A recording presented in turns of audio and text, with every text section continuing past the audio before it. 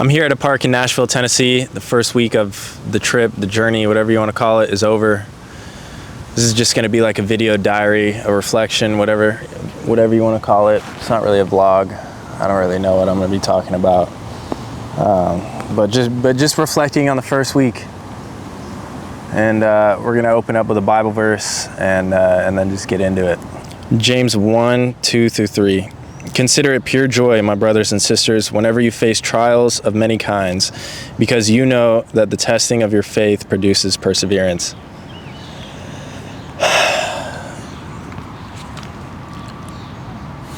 That's been the theme of my life the last week. I think I prayed, and I prayed some more, and I prayed more, and I prayed more over doing this trip, and I just had to do it.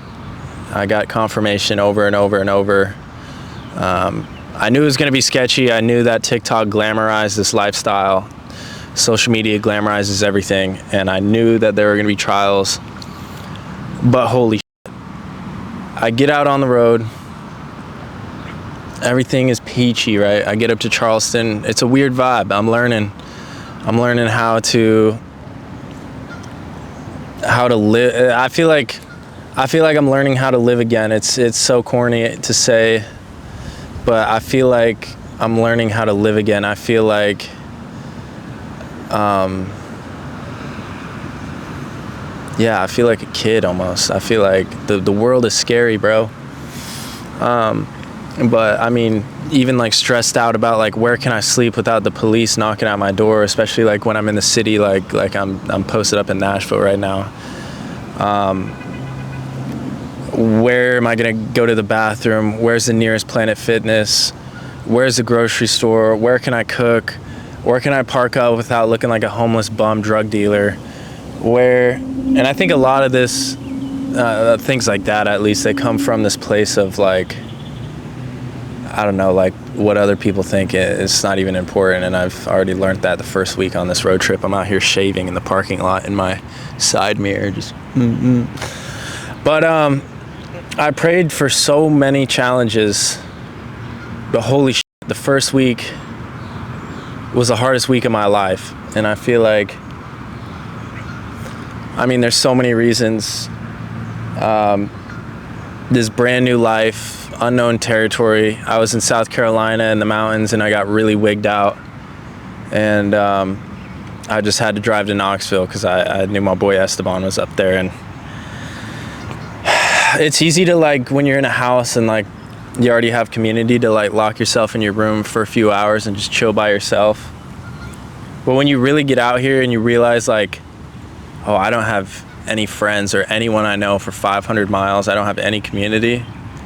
I think TikTok doesn't do a good job of showing you, Instagram Reels don't do a good job of showing you, Facebook, whatever, the reality of like living in your head. They show you the cool mountain views and the cooking, and they don't show you the reality of being alone with yourself for so long. And I realized I thought I had been alone with myself for a long time. And I got out on the open road. I got up into the woods, like northern South Carolina, like Greenville area, like in the mountains where there's not even a Walmart or a Publix or whatever. And I spent the day there, and it was weird. It was weird. So many thoughts, you know, dealing with personal issues in my personal life too, which added to that. And it was just heavy. It's heavy now, sitting at this park by myself, trying to learn how to live again. I feel like I'm trying to, I don't know why this is all happening. I don't know why I drove out here. I mean, I wanted to chase the adventure, but now I think there's a deeper meaning behind it, and I'm just praying. I've never prayed so much in my life, but that's all I have had this last week. I've had some friends. Don't get me wrong, that's been great. I've been blessed to have people along the way already. I just got lunch with my friend Wyatt, but you know, once you leave this town or that town or this lunch, it's like it's back to your head, I guess. And I think I'm just banking on prayer right now. I don't know what to do. I feel lost right now. But then I keep remembering that corny bumper sticker that those like smelly women have on their Subarus that says, "Not all who wander are lost." And I'm trying to be that. I'm just wandering. I don't know how long I'm gonna spend in Tennessee, but we're here right now. We're in the moment. I will make it to Alaska. I'm gonna do everything in my power to keep my physical health and my mental health in check. I've had some unexpected things happen in my personal life that has made this week 10 times harder, 100 times harder. But I prayed for it. I don't know why. Well, I know why. It goes back to that Bible verse I read at the beginning. It's time to be a man. It's time to grow into a man who can get in control of emotions, be in control of the mind, be in control of my physical health, be in control of my destiny, be in control of everything I want. And like, this week has been so transformative in my life because I don't know what I want. I don't know where I want to live, if I want to go back to Tampa, or if I find out Alaska is the best place and I stay there, or I find a small town in Utah. I don't know. I don't know what I don't know anything anymore, it feels like. And that's been the difficult thought of the past week of figuring that I know I want God, I know I want Jesus, but that's as far as what's happened with my personal life, which I'm not going to discuss in this video, and what's happened just this last week on the road, and just my head of realizing I'm on a completely new path. I don't know what I want. I don't know. And I think this journey will transform my life. I think this is all I really have to bank on. This is like, I feel like I'm going back to school again. I feel like I'm finding a new purpose. I don't know, this sounds weird, but like, I'm finding a new purpose. Life got stale when I was dreaming of this trip, and now I'm here and life feels very, very real. I'm very uncomfortable. I'm very nervous. I'm stressed. You know, like when you go to bed at night and there's kids doing donuts around your van in a Hellcat and racing through the parking lot at 1 a.m. It's stressful. It's nerve-wracking. Trying to figure out where to sleep the next night, and if the police are going to show up and kick you out at 3 a.m. It's nerve-wracking being in your head for so long. When you I got a phone. Phones are cool, but it's like human connection was built for not being on iPhones. And I appreciate everyone on my iPhone who I've been talking to on the phone, dealing with some of this personal stuff that came up right as I left, and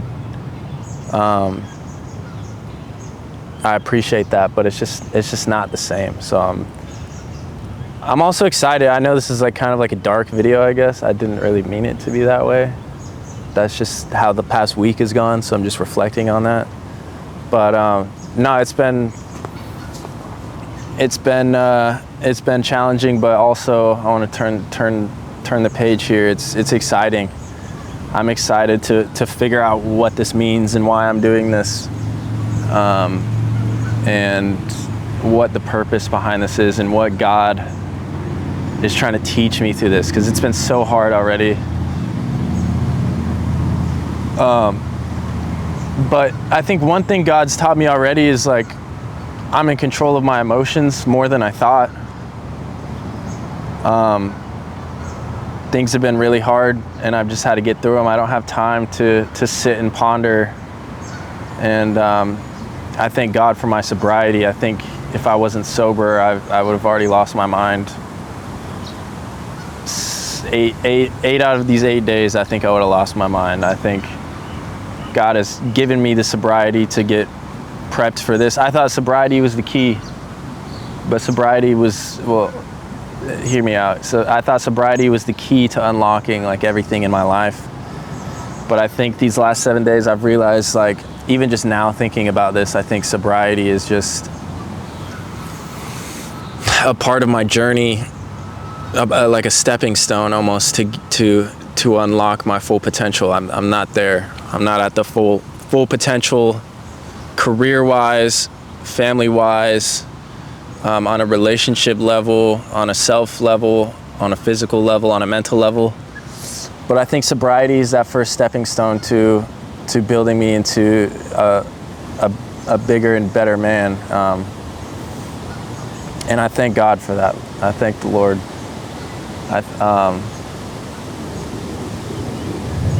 I would encourage you, if you're watching this for some reason, I'm gonna post it up. I don't know why you would watch this. But I would encourage you to find sobriety. Find the Lord first. That's the most important thing. If you're drinking or smoking or doing drugs or whatever, don't think you can't find the Lord, because the Lord wants you to find him and he's there for you. But sobriety is the key. I would encourage you to find the Lord first. Find community that is sober, and it doesn't even have to be an AA meeting. That's not how I found my sobriety. I just found sobriety through my church, just hanging out around people who don't go to the bars and don't party. Anyways, I'm getting off track. Find the Lord, find sobriety. I would encourage you. But that's been keeping me alive. Is, you know, the hardest thing I've drank is probably like raspberry juice, or I had a non-alcoholic beer last night on Broadway. So I feel like I'm just at the beginning of the test. I feel like I studied enough, though. I feel like mentally I'm prepared. I think it's going to be a mental annihilation, especially with what's happened in my personal life. I'm going to come at it with an open mind. I'm going to do everything in my power to stay physically fit. I'm going to be in the gym every day, every single day. I'm going to start 75 hard again. I just feel like I need to do that. I feel like I need to gain weight. I need to put protein on, gain muscle. I feel like I need to keep my mind more mentally sharp. I need to be in the Bible more. I need to be in the books more. I need to get off social media. That's a trap. Social media is a trap, and it was designed to trap your mind and enslave your mind to garbage. It's like candy. But I'm gonna be physically fit. I'm gonna be mentally fit. I'm scared about the community aspect. I know I have friends throughout the journey. I have a lot of people cheering me on back home. But it's gonna be a lonely time. It's gonna be a lot of self-discovery. It's corny to say that. It's like, I'm not gonna unlock an inner chakra. I don't believe in that crap. It's not real. But I am gonna find out more about who God made me to be and why God made me and why God sent me on this journey. I'm excited. I'm nervous. But at the end of the day, I prayed for these trials. I prayed for it to be hard because that's where you find the most growth. I prayed for it to be difficult. I prayed for growth. I didn't think this week would be as hard as it was. I didn't think this week would be as transformative as it was for my life in just 7 days of just leaving everything in a storage unit in Tampa, having people exit my life while I'm on a new journey somehow. It's weird. It's uncomfortable. It sucks. It's shitty. But I'm gonna eat every single punch that hits me in the face. I don't know what the Lord is doing with my life, but this is when we find out. So stay tuned for the journey. We're in Tennessee. The last week, again, I went up through Georgia and South Carolina. Maybe this will be an outlet for me, and maybe there'll be some cool stuff. I don't know. It's hard to find the motivation to talk in front of the camera and stuff when you're getting sucker punched in the face by life. But I guess when a fighter gets punched in the face over and over, it makes their face stronger, maybe. I don't know. But Lord, I just ask that you give me more trials, more tribulations, more challenges to grow me as a man. And I just hope this produces more and more faith. Amen. So with that, I'm gonna chill in the park and just enjoy myself, enjoy the beautiful life that God has given me, and enjoy this beautiful city. I'm gonna go downtown later tonight, and I'm gonna try to stay out of the sun because it's hot here. But I think I'm gonna do more of these. That felt really good. I think I'm gonna get on the camera and just talk. And maybe this is the first episode of Eric Across America podcast #1, podcast at the park. Maybe next time I'll do a podcast in Missouri. Next up in my travels, I'm gonna stick around here. I just checked my gas money. I had more than I thought. So as far as that goes, maybe I'll drive to Denver soon. I don't know. I got a lot of friends and family in Denver, and I know that's gonna be good for my head. So I'm coming for Denver next. There's not really anything I want to see. I'll probably have to sleep in Kansas City, sadly. That's gonna suck. But it's just another test. It's another testament to God answering my prayer of being challenged. So we're gonna be going to Denver next. I don't know when I'm gonna post the next video. I know I said in the last video on my YouTube page that I was gonna be going to South Carolina, and you're gonna hear all about it, and there wasn't anything about it because I was getting annihilated by life mentally. So new, it's not quite a new year, new summer, new me. We're winding down the end of spring into summer, so new summer, new me. We're gonna be back. We're gonna be better than ever, physically, mentally, spiritually with Jesus Christ. And I'm excited for the challenge. Lord, challenge me.